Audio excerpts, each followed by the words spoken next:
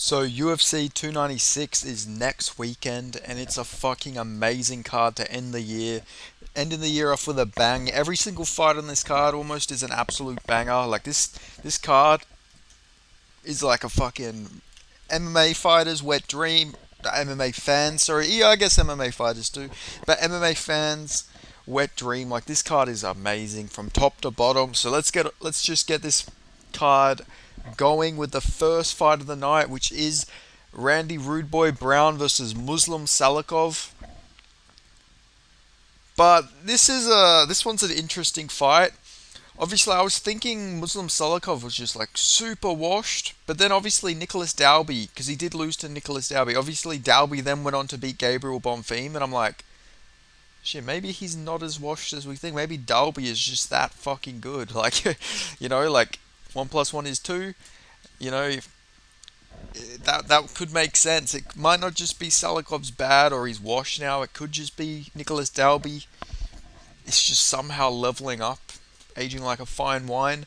But I also do think, obviously, Salikov isn't in his prime state anymore. I don't think that's a crazy, you know, conclusion to come to. Like, I don't think that's crazy to say. I do think, obviously, Salikov's not in his prime anymore. Obviously, not a hot take or anything. He's a bit older. He did get KO'd by the Leech. That was his first time being KO'd, so he has taken some damage.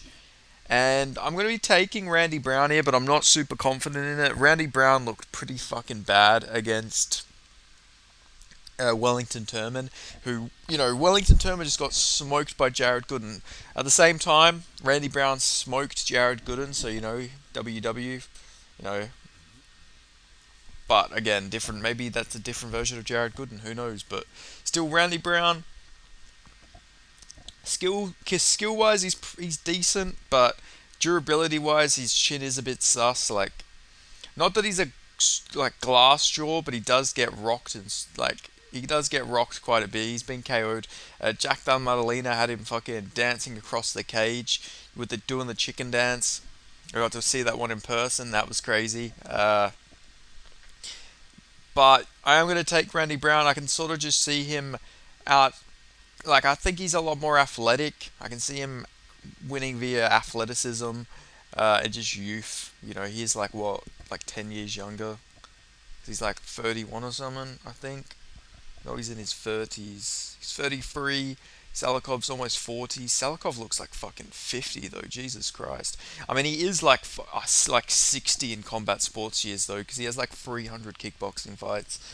But yeah, I'm gonna take Randy Brown here. I'm not super confident on it. It's not like a pick that I'm like, oh yeah, definitely take it to the bank.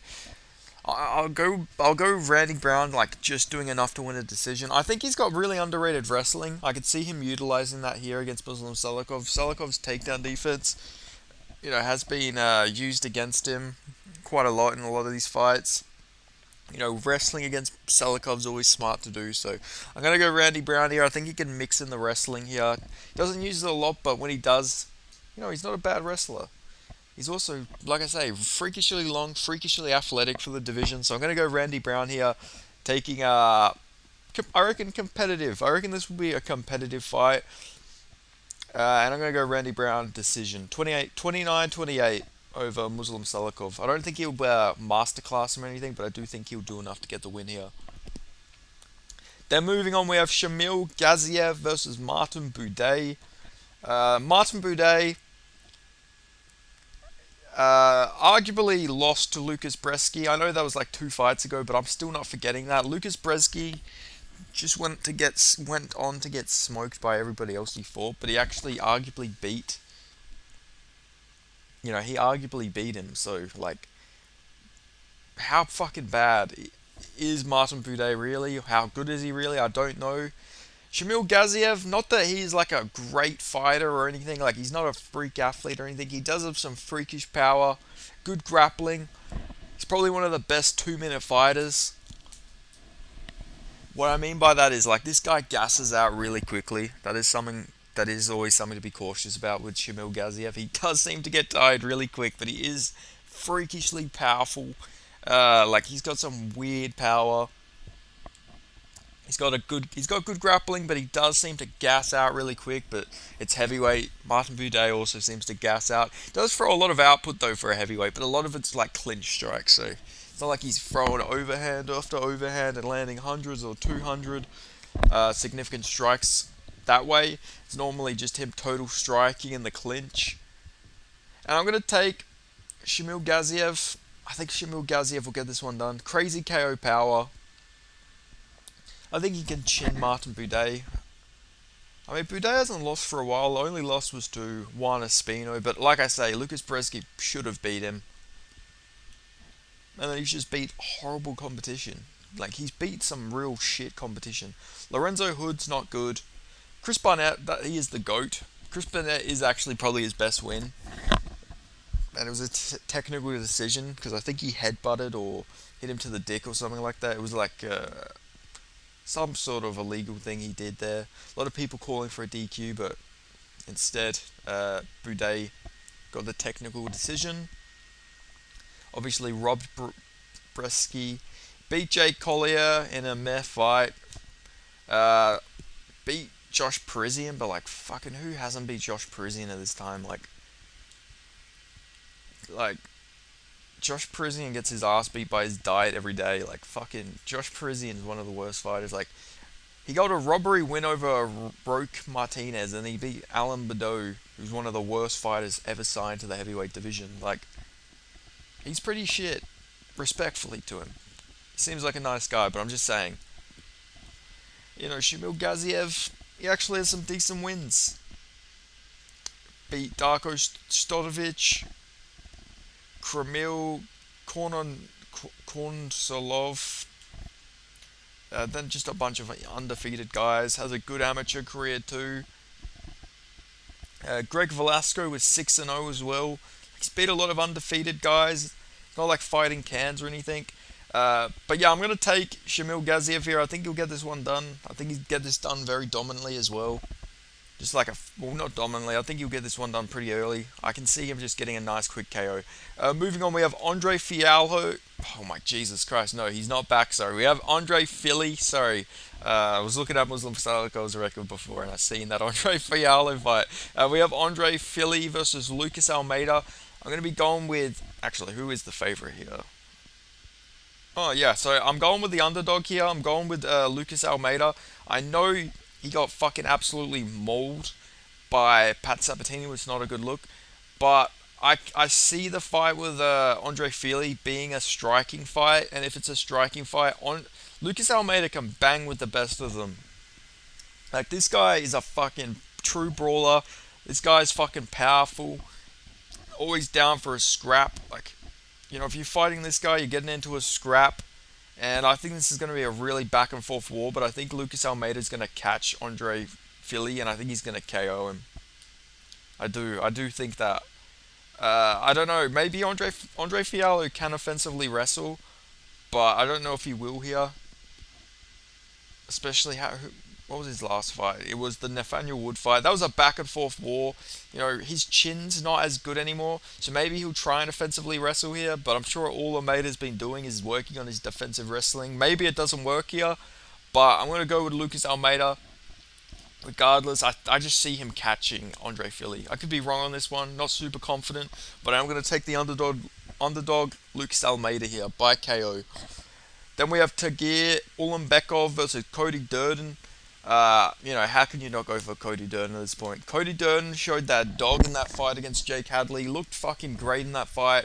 Almost got caught in the sub, but, you know, my mama didn't raise no bitch, you know? Fucking Cody Durden from the mean streets of Georgia. I think he's from Atlanta. I'm not quite sure. I know he's from Georgia, though.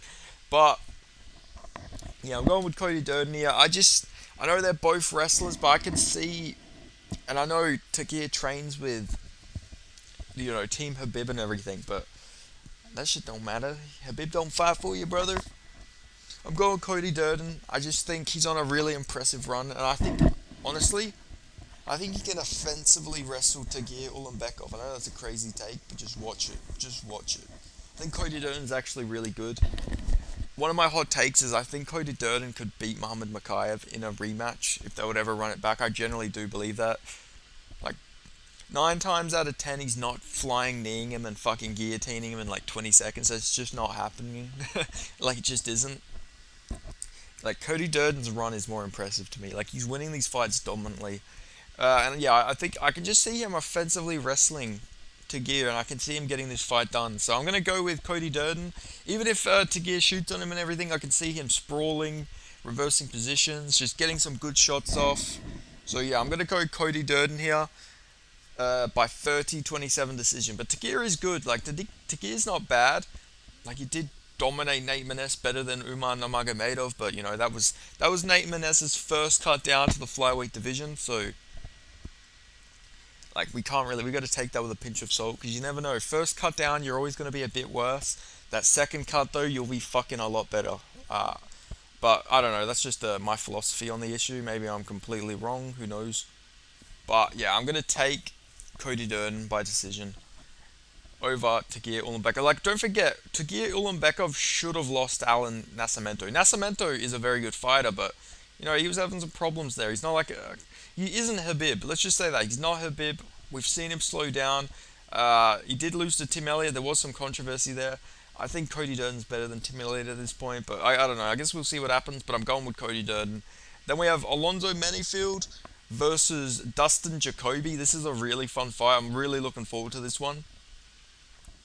You know, Menifield coming off that win to Jimmy Crute via guillotine, and then before that he had the draw with Jimmy Crute. I think before that it was it the fight against that that Ukrainian guy who lied about his record? I don't think it was. I think oh no, he brutally KO'd Misha Serkinov. I forgot about that. Yeah, that's right. Brutally KO'd Misha Serkinov. That shit was scary. Alonzo Menifield is an absolute powerhouse. Like, just look at the fucking guy. The guy is built like a brick shit house. Like, this guy is one of the most built guys in the UFC. This guy's a freak athlete. Like, he looks like a power lifter. But the thing about that is, because he looks like a power lifter, fights like a power lifter. Like, you know, I feel like he fights how you would imagine like a WWE wrestler, if they actually would fight in the UFC. Like, he just swings big overhands, swings big shots, tries to take your head off with every shot. Like, he has that meathead mentality. And the thing is, he's not, even though he's big, he's not really the greatest offensive wrestler. Like, I'd say he is more of a striker. Like, even though you'd look at him and you'd assume he's a grappler, he is more of a striker, I'd say. And you know, honestly, I'm going to take Dustin Jacoby here. I think just Dustin Jacoby can KO him. Like, let's not forget, OSP, like, fucking brutally KO'd this guy. Like, I'm not saying that's the reason why, but I'm just saying, like, Dustin Jacoby is really good as well. KO'd Kennedy Nchikwi, KO'd Dahan Young in a round. Like, he's beating these guys more impressively than other guys. Like, it took Carlos Olberg 3 rounds to get Dahan Young out of there. Dustin Jacoby just runs through him. Was having success against Azamat Murzakanov, but, you know, made a low IQ decision and tried to shoot takedowns when he had a gassed out Azamat in front of him. But the guy's really good. Dustin Jacoby is a good fighter, former Glory kickboxer, very good striker. Got brutally robbed against Khalil Roundtree. I'm never going to shut up about that. Khalil Roundtree didn't beat Dustin Jacoby. I will fucking die on that hill. Dustin Jacoby clearly won that fucking fight. Still shitty about it today, but is what it is, man. But anyway, I'm going with Dustin Jacoby, and I think he's actually going to catch Alonzo Menifield. I know a lot of people say Dustin Jacoby's got pillow hands, but he's got some weird power, and also he's just very technical. Has very precise shots. I can just see him clipping a very wild Alonzo Menifield or a gassed out Menifield, just putting that beating on him. So yeah, I'm going to go with the Dustin Jacoby here. I think he'll get this one done. Then we have Casey O'Neill versus Ariana Lipski. This is an interesting fight. I'm going to go with Casey O'Neill, but I'm not super confident on it. Just because you know, she didn't look the greatest against Maya, but that was after a bit of time off. So maybe there was just some ring rust post-injury and everything. Maybe she came back too soon. I think she can wrestle Ariana Lipski here. I think she can offensively wrestle. I think she can just win via ground and pound. That's how I'm gonna get her. That's how I'm gonna say she gets this one done. Her striking, she needs to stop striking like Casey O'Neill. She's a very good women's fighter, but her striking's not very good. Like I'm just gonna say that. I'm just gonna be straight up about it. Her striking's not her bread and butter. She needs to go towards her grappling. Her grappling is where she has the most success. She is a very good grappler. She has very good ground and pound.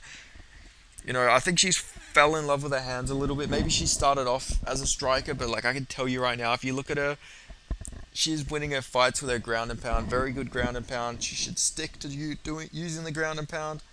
And if she does, I think she can get this one done. So I'm gonna go with Casey O'Neill here, getting this one done over Ariana Lipski. Then we have Cody Garbrandt versus Brian Kelleher. Interesting fight. The first fight made by that UFC matchmaker who, he got the job by winning that contest. Lucky bastard. It should have been me. But he got it. He's just lucky. They probably signed him before they seen the matchups I was making some fire matchups. They're like shit. If we sign this guy, they will really be breaking monopoly laws because like there would be no competition if we had Benny P as the matchmaker. So they didn't want to be too OP. They wanted to make it a bit more fair to the PFL and all these other promotions. But regardless, I got Cody Garbrandt winning this fight. Brian Kelleher coming off some crazy injury where he almost had to retire. Like, I don't know, that doesn't sound good to me. Let's not forget, I think Brian Kelleher is like a few years older than, 37 years old at bantamweight, coming off 2 losses. He got subbed by Umar, subbed by Mario. So obviously he's not taking damage for these losses or anything. He has been KO'd, but that's by John Lineker. Powerful motherfucker, John Lineker. I'm gonna go Cody Garbrandt. I think he's gonna get this one done by decision. I can see him fighting very smart here. I know, crazy to trust Cody Garbrandt fighting smart, but he fought very smart in his last fight. And I can sort of see him replicating that, maybe not as boring. Maybe he can catch Brian Kelleher. Like, that's not out of the realm of possibility. But I'm going to say he wins a patient fight here, not going too crazy. Maybe he drops and rocks Brian Kelleher a few times, but doesn't get the finish. Kelleher is tough. If you're gonna beat him by a finish, most of the time, it's going to be by a submission. And I don't think Garbrandt's going to go in there and sub him. Maybe he could club and sub, but I'm going to go with Cody Garbrandt by decision here over Brian Kelleher. But I just swear to God, I hope this isn't a boring fight like his last fight. That fight really wasn't good, but I understand why he had to do it. He needed to get a win by any means possible. Then we have Irene Aldana versus Carl Rosa. Seems like a lot of people are picking Carl Rosa in this fight, I believe. Okay, not on Tapology, but I've seen a lot of people going for, I think at one point in time, Aldana was an underdog. I might be wrong in that. I swear I've seen a tweet saying that, but I am going to go with Irene Aldana. I know she did lose dominantly to Amanda Nunes, but it's fucking Amanda Nunes. Like, what are you going to do? It's Amanda Nunes. Like, she's just like that next level woman fighter. She punches like a man. She punches like a man, and she's as strong as a fucking. Well, no, she's not as strong as a man, but compared to these other women, she's like, she's comparable to a average guy, I'd say. Compared to the chicks, obviously an average guy is probably stronger than Amanda Nunes. It's just facts. Obviously, I'm not saying the average man could beat her up, but I'm just saying like her strength and everything. But still, regardless of that point, I'm going to go with Irene Aldana here.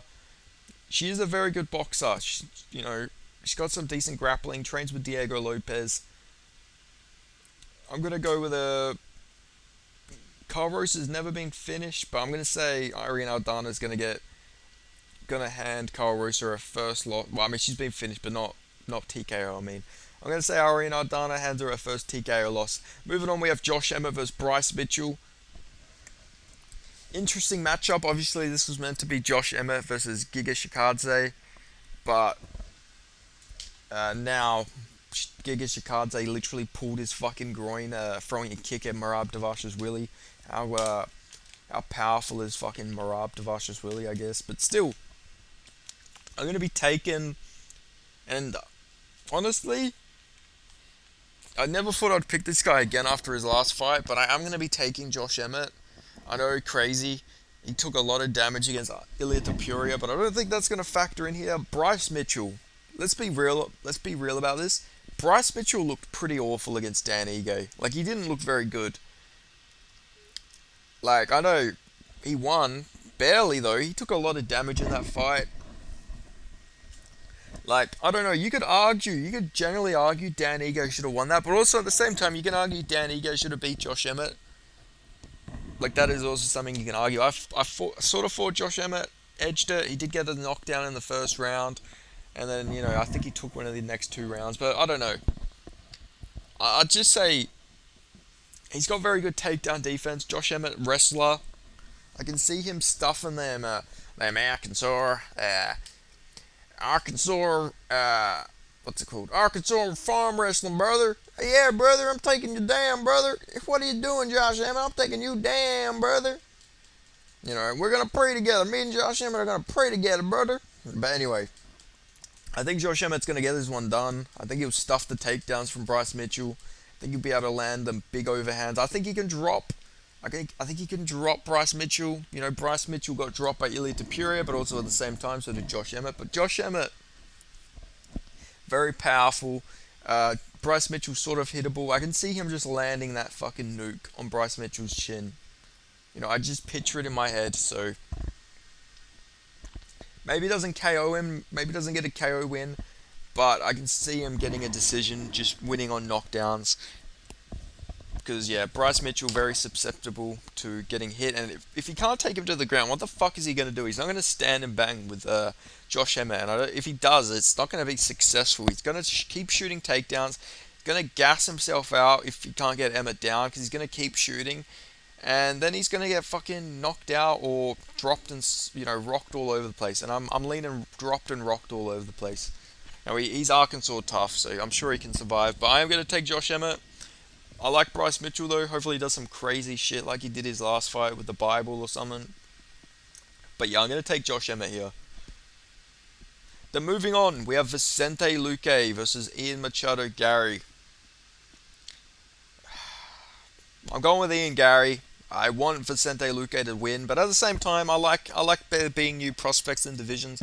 Even though Ian Gary's a bit of a fucking knobhead bellend, I'm gonna still do sort of want more prospects in the division. He's a young fighter. He does have an entertaining fight style, and yeah, he's a bit of a wanker though. Let's be real. He can be a bit of a cockhead, but he is a very good fighter. He is a good fighter.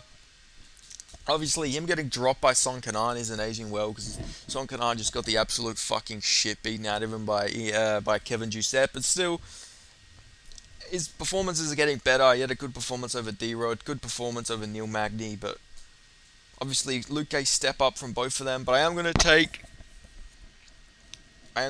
Ian Gary. I just think Vicente Luque very hittable. Very, very hittable. Gets hit a lot. I don't think Ian Gary's going to KO him. Even though he did get KO'd by Jeff Neal, people forget. Like, Vicente Luque, great chin. I know he did get knocked out, but I don't think his chin's been completely cracked. He wasn't getting rocked or anything by RDA. Obviously, RDA, a bit of a small welterweight, but still, and more of a grappler, I guess. But, he looked good. He looked good in that fight. It wasn't an entertaining fight or anything, but he looked good. I think Ian Gary will get this one done, though. Much better striker, I feel like. Very quick.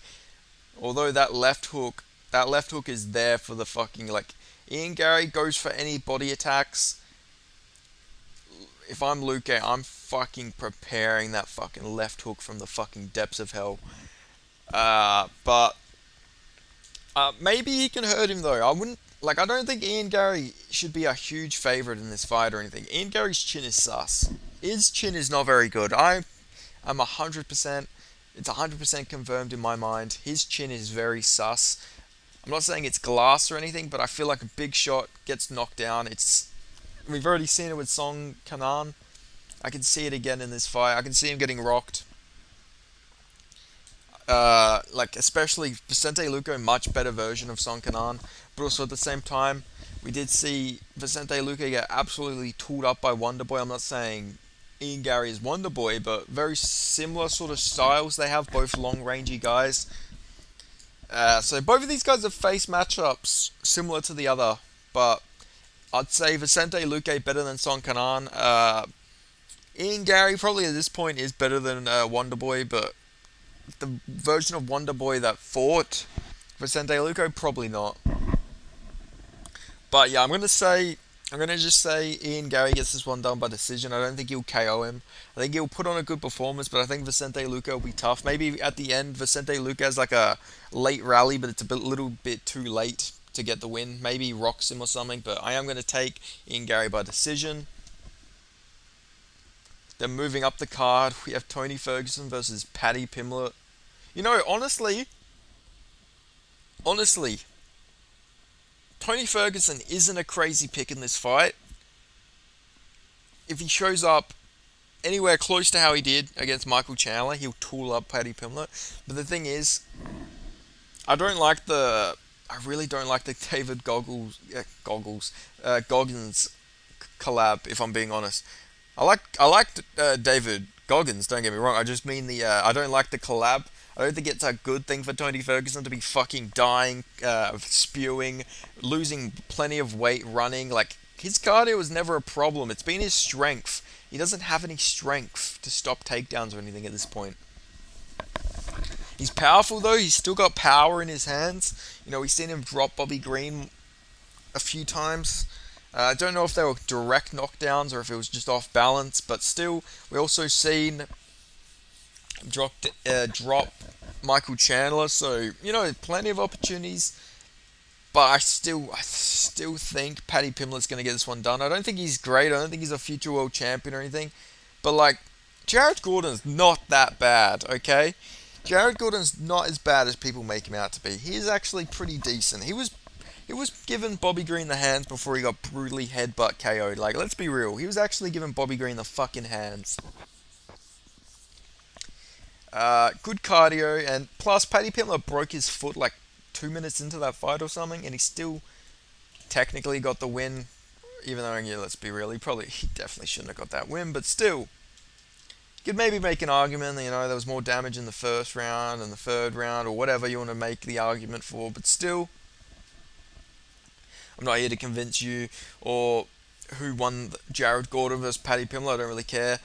Paddy Pimblett's been off for a while. I think he was training a lot of his boxing, his hands and stuff like that, so maybe he'll be a lot more sharp with his striking. His striking, you know, not the greatest, but I think it could be improved for this fight. I'm hoping it's improved for this fight. If that is the case, like I hope we get a striking war. That'd be awesome. But I sort of just think Paddy Pimblett's takedowns aren't that great, but I can just see him judo hip tossing Tony Ferguson just because of how much weaker he's been, and I can see him just sort of laying on top of him. I don't even think he's going to get a finish here or anything. I sort of just see him winning a lackluster decision where people are like, fuck, that was depressing. Like, Prime Tony would have won this. Like, I feel like that's exactly what we're going to see. You know, I could be wrong, but I don't know. That's just what in my mind I see. I see Paddy Pimblett. Maybe he gets a late scare in the third round. Maybe we see retro Tony Ferguson almost make a comeback, but it's a little too late. And then, you know, that just makes Tony fight for another fucking 10 years or something. I don't know. But I am going to take Paddy Pimblett here. But I'm rooting for Tony Ferguson. But at the same time, Paddy Pimblett is a big star, so I don't mind Paddy Pimblett winning because at least it brings some name value and, you know, makes some star power, maybe a viral moment or something. You know, I just like the sport to grow, so I'm not too fussed who wins. Obviously, I like Tony Ferguson a lot. Used to be one of my favourite fighters. Obviously, the guys fell off a lot now, but yeah, it'll be interesting to see how this one goes. But I'm going to take Paddy Pimblett. But honestly, sneaky chance Tony Ferguson gets this one done, but I just think he's a bit too old and taking too much damage. Moving on, we have Shavkat Rakhmonov versus Stephen Wonderboy Thompson. Honestly, I don't think this is as one-sided as people think it's going to be. It just depends on a few things. I don't think Shavkat's takedowns are that good. I don't think he's a very good takedown artist. Do I think he's a good grappler? He's a fucking great grappler. But I just mean, His his wrestling, his actual takedowns themselves aren't that great. He's more of a trip artist. He's not really shooting doubles or triple legs. Jesus Christ, he's fucking a fucking mutant. Double legs, his double legs, his single legs aren't that great. He's also very hittable on the feet. I think if this stays standing, I think Wonderboy can maybe have some cool moments or something. But at the end of the day, Wonderboy's not as strong as he used to be.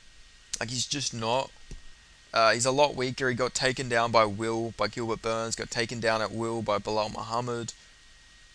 But I think those guys are both better offensive wrestlers than Shavkat Rakhmonov, just because they can get double legs, single legs. So I'm gonna go Wonderboy. I can see Shavkat even having some success here on the feet, just because Wonderboy is so much older. Shavkat's gonna be much more athletic. He's got the big youth advantage on his side. But I think Wonderboy can have some moments here. But I am gonna go Shavkat Rakhmonov club and subbing Wonderboy Thompson. I can see him sort of rocking him, maybe getting it behind him. Snatching up a similar choke to the one he got on Jeff Neal. But yeah, I do think Shavkat Rakhmonov's going to win this. But I hope this is a war. I hope we just see Shavkat tested again. It's fun. He's got a fun style, so it'd be cool to see that again. But yeah, I am gonna be taking Shavkat Rakhmonov here to beat Wonderboy Thompson. Hopefully Wonderboy still fights off this. Hopefully he doesn't take a crazy amount of damage. Just be cool to see Wonderboy take some like legend fights or something. Always a fan of Wonderboy. Then moving on, we got Alexandra Pantoja versus Brandon Royval. The fight nobody is talking about. Nobody is talking about this fight. Like genuinely, I haven't seen anyone talk about this fight. This fight should be really good. Pantoja versus Moreno 3 was a fucking barn burner. That was a crazy fight. Brandon Royval is always in very fun, entertaining fights as well. And obviously, you know, uh, what's it called? They fought before. They had a pretty decent fight before, but obviously Pantoja sort of just like ran through him a little bit. But that's Pantoja. Pantoja is a beast, and I think he's gonna get this one done again. I think he is gonna win this fight against Brandon Royval again. I just think he's a monster. Like I think Pantoja is fucking good. Hopefully it's a fun back and forth fight again. I really hope the fight happens because Moreno is the fucking backup for some reason. So might turn into Pantoja versus Moreno 4, which I don't mind. Like it'd be a fun fight, but like Moreno needs to stay the fuck out of the title picture for a bit. Beat Albazi first, all right. But still, I think Pantoja is gonna. I think this fight's gonna be a bit similar. I don't think Royval's made that many crazy improvements. We did see him struggle a little bit against. Oh, what's his name? Sorry, Rodrigo Bonterin. He did struggle a little bit in that fight. Arguably lost that fight, and that was like what 2 fights ago. So he hasn't really improved too much. He sort of still got held down a little bit there, and I can see that happening again here. I can see Pantoja backpacking him, maybe subbing him or just holding him there for a while, and snatching up rounds that way. Backpack, you know, punch, punch, punch, backpack, punch, punch, punch. I can see him doing that. Maybe having a lot more success on the feet. Royval did get dropped by Matt Schnell, so chin might be a bit sus. So yeah, I'm gonna take Pantoja here. I think he's gonna retain his belt and get the win here over Brandon Raw Dog Royval. And then we got the main event. We got Colby Chaos Covington versus Leon Rocky Edwards. Leon Edwards making his second defense of the welterweight belt. If you've seen my video, I did speak about this fight a few weeks ago. If you didn't, well, here's a shock. I'm picking Colby Covington to win this fight over Leon Edwards. You're probably thinking, how? How can you make that decision? Why would you depict that? Like, Leon Edwards beat Usman, and Usman's a better Colby. That's just not true. They're completely different fighters. I hate the narrative that Colby and Usman are like, oh, they're the same fighter. Like, they're not. They're not remotely the same. They're both just wrestlers with good cardio. They have different styles of striking. Usman's a power puncher. Colby's a volume puncher. Colby throws more kicks than Usman. He's more dynamic with the striking. Usman's a better boxer. He's got more pop to his shots, like I say. Colby's a more efficient chain wrestler. He's got a better top gain, I would say, but not as strong with the takedowns, but he does a bit more on the ground when he does get people down. He goes for necks, he's faking neck cranks, going for rear naked choke attacks. Like he does, I'd say he's got better jiu-jitsu than Kamaru Usman. And he's quicker, he's got better cardio, he fights at a higher pace, I feel like, especially with his wrestling, lot more volume. Obviously, Usman beat him twice. Second fight could have been a draw.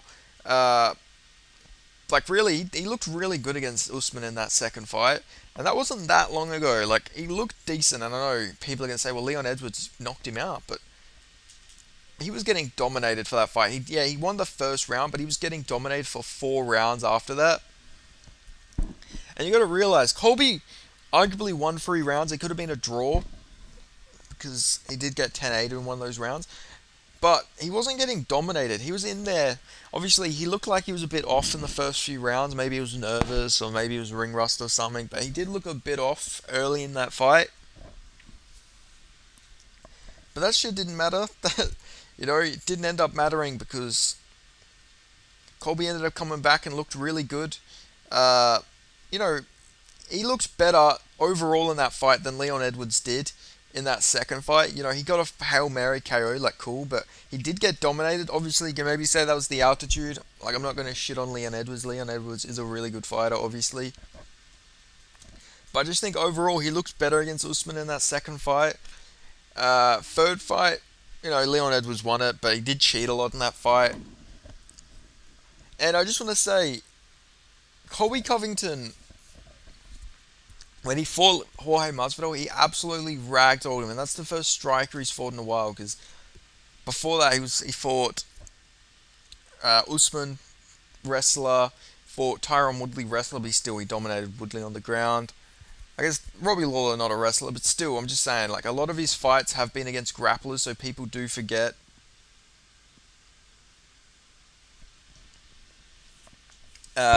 People seem to forget